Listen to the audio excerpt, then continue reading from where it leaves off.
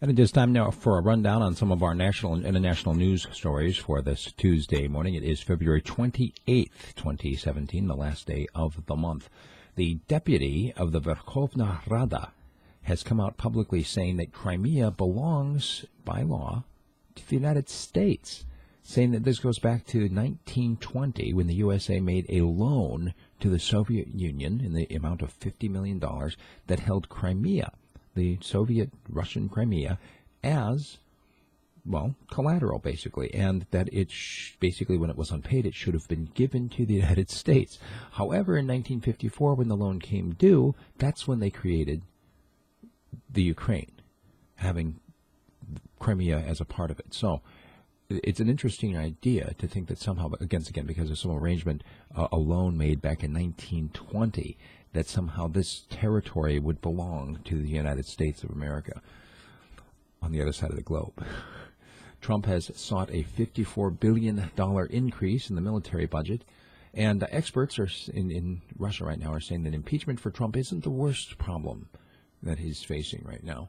Sir John Major, remember he used to be involved in the government in the UK, he's launched an extraordinary attack on Theresa May's government over the whole Brexit issue, saying that this is going to be an absolute disaster. And a lot of folks, of course, talking about how Germans in Britain are talking about what they're going to do once this happens, some 300,000. But there's 100,000 Britons right now living in Germany. What are they doing? Instead of scrambling to get back to the UK, they're actually scrambling to get German citizenship. Theresa May, by the way, is going to be announcing the end of free movement for EU migrants next month, on the same day that they trigger the Article 50. She's basically saying that you're going to have to start getting a visa. There'll be no more free movement for EU people within the UK.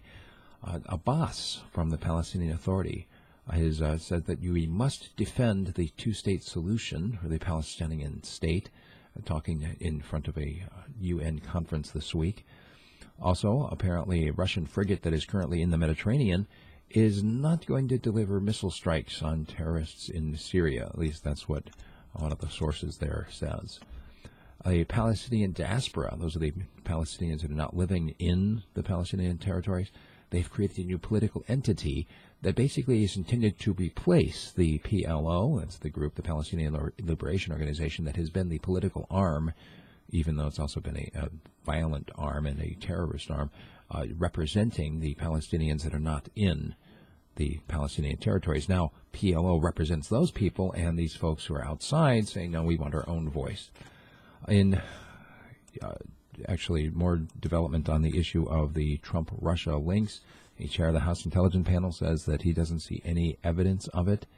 And George W. Bush, in a rare TV interview on Monday, said that he backs the free press. He says that without it holding people in power to account, then we would be in danger. Also, this thing I'm going to be doing my commentary on today, there's an article in Al Jazeera that examines the myth of the special relationship between the U.S. and the U.K. Is there such a thing? Where does that terminology come from, and why do people still refer to it when making decisions on behalf of these two countries? We'll talk about that in the commentary, and if you like what I'm doing, please become a supporter either through a direct subscription at radiofreespeech.com or by becoming a patron at Patreon. Thank you very much.